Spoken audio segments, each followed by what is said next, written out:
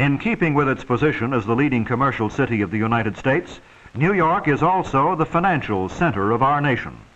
Wall Street and other streets of the financial district are deep, narrow canyons of tall buildings, the homes of the country's great banking houses. But it is the New York Stock Exchange on Broad Street, America's greatest securities market, that perhaps typifies the business of the Wall Street district. On the floor of the exchange's Great Hall, stocks and bonds are bought and sold. Over 1 million phone calls a day are handled here, and each transaction is carefully recorded to be communicated by telegraph, radio, and cable all over the world. If any single newspaper can claim to be the voice of capitalism, it's the Wall Street Journal. Published out of New York with editions in Europe and Asia, it advertises itself as the world's leading business publication. And with a print and online readership estimated at 3.7 million, of which around 2.5 million are in the US, it has considerably more daily readers than any other US newspaper, and more even than influential weeklies like The Economist. At the same time, it occupies an unusual position in the media landscape. Its readers will often get their news from the New York Times, Washington Post, FT, or other papers first.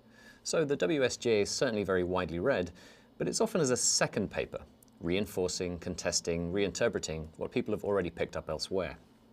This partly explains the peculiarities of its approach and that characteristic tone described by Edward Sharf in Worldly Power, his incisive 1986 history of the paper, as both authoritative and bemused. On the one hand, the paper is aggressive in its defense of the interests of the moneyed, and unsurprisingly of finance in particular. Its politics are extremely conservative, especially on economic questions. It is virulently anti-union and opposes any rise in the measly minimum wage, while defending the rights of corporations to free speech through campaign financing. And its party political preferences are clear enough. During the 2012 US election campaign, for example, its op-ed pages were filled with pieces by neocon advisors to Mitt Romney, such as Karl Rove, John Bolton, and Max Boot. It takes a hard line on social issues, too. Earlier this year, one of its editors, perhaps visiting from the 19th century, suggested that an unmarried woman who bears a child is not a reliable wife. And in June, it published an op-ed piece saying that being transgender is a confusion, a mental disorder that deserves understanding, treatment, and prevention. On the other hand, the WSJ can afford a kind of lofty detachment on many issues, since capturing the news as it happens isn't a priority. For the Journal, it's more about keeping readers on the ideological straight and narrow, and also keeping them entertained in those private jets or on the long commute in from the Hamptons. To give a recent example, an editorial in mid-October attacked Obama for announcing, again, that he was planning to close the prison camp at Guantanamo Bay. The paper worried about the dancing in the streets this must have caused among the Islamic State jihadists.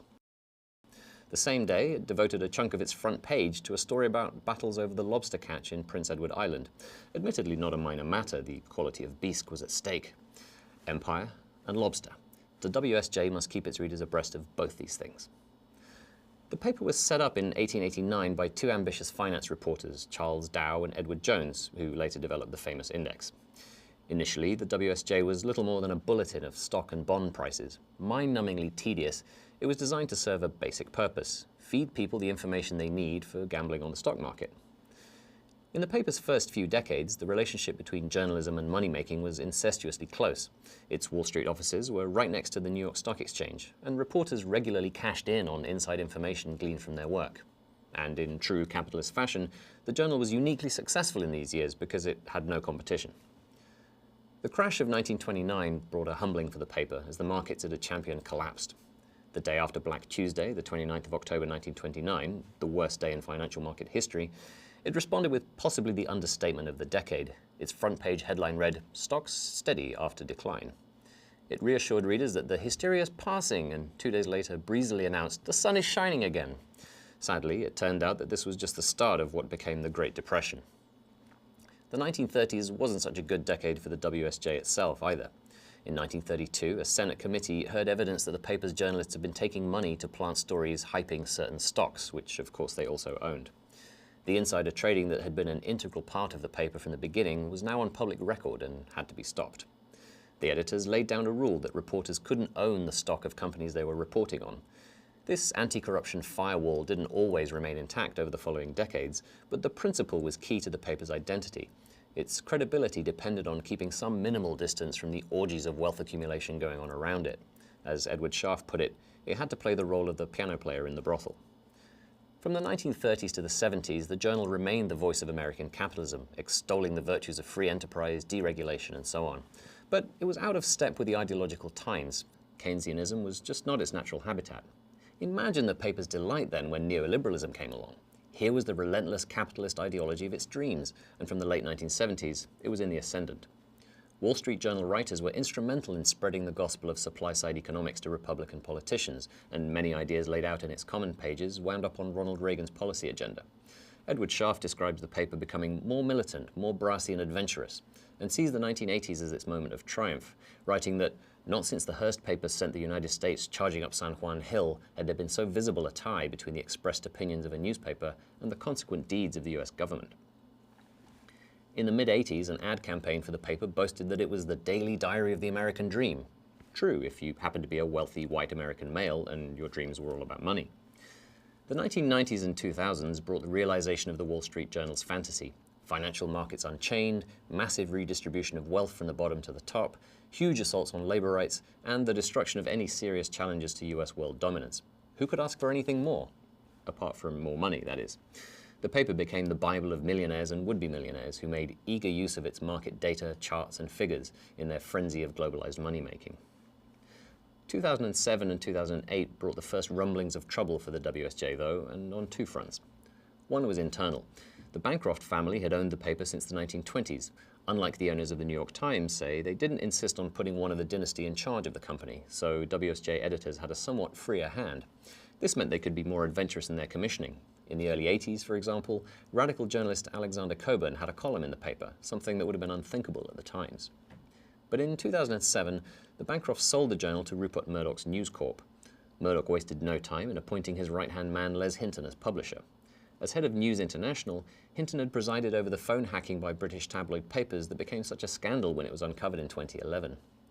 Despite claims that Murdoch did not interfere with editorial policy, WSJ reporters and writers leapt to the defense of Hinton and of their boss. Hinton was eventually forced to step down, but severe damage was done to the journal's image of probity and editorial independence. The US watchdog Media Matters has documented more and more conflicts of interest at the paper in recent years, suggesting that a few years of Murdoch are making short work of that old ethical firewall.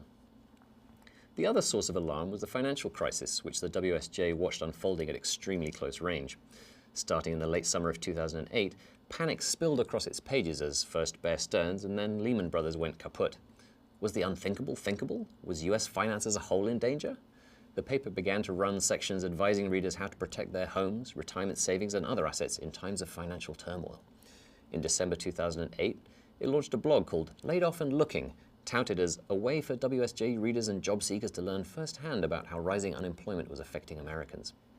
Being unemployed and short of cash was obviously not something its readers were accustomed to even imagining, let alone experiencing themselves. Hence the paper's overflowing sympathy for fat cat executives like Richard Fuld of Lehman Brothers. In September 2009, a year after his company went bust, the paper boo-hooed that Fuld was having a hard time putting the past behind him.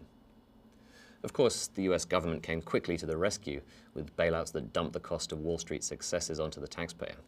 Bank profits and bonuses were eventually restored to health, and sighs of relief were heaved in corporate towers everywhere. That's why the WSJ could react with such dismissive confidence to the Occupy Wall Street movement of late 2011. Though some of its reporters engaged with the protests at first hand, the columnists and op-ed writers disparaged what they described as ragged protesters, half-naked demonstrators, and raging anti-Semites, an aggressive, often drugged-out crew. Still, the WSJ did eventually decide it was worth addressing the issues raised by the protests, if only to spread the gospel of free enterprise. According to an editorial of November 25th, capitalism's advocates should not see today's protests as a threat, but rather as an opportunity to express their own core values, to demonstrate their passion for true fairness and their anger toward crony capitalists and statist operators. In other words, whatever the problem is, the WSJ's answer is more capitalism. This worldview was paraded in the paper's pages in mid-October this year by Hernando de Soto, the Peruvian prophet of bootstrap capitalism. In his essay, he claimed that the neoliberal reforms he designed for President Fujimori in the early 1990s had been the key to defeating the Shining Path insurgency. And so, naturally, what the US needs to do to defeat ISIS and other radical Islamist groups is promote what he described as an aggressive agenda for economic empowerment. According to De Soto, capital isn't the problem, it is the solution. hence the title of his essay, The Capitalist Cure for Terrorism, and the accompanying illustration showing a magical transformation from scary brown-skinned radical in a mask to entrepreneurial white guy in a suit, the rays of the rising sun beaming behind him. Yes, the sun is always shining on the Wall Street Journal's capitalists, and nothing that's happened in the past few years, or indeed the past century, has shaken them in their belief. In 1928, the editorialist William Peter Hamilton made a boastful assertion that would seem to apply equally today. Not so many years ago, he wrote, "Wall Street seemed to live in a state of continual apology. It was blamed for incompetence and dishonesty anywhere. But Wall Street does not apologize nowadays." He should perhaps have added, and neither does the Wall Street Journal.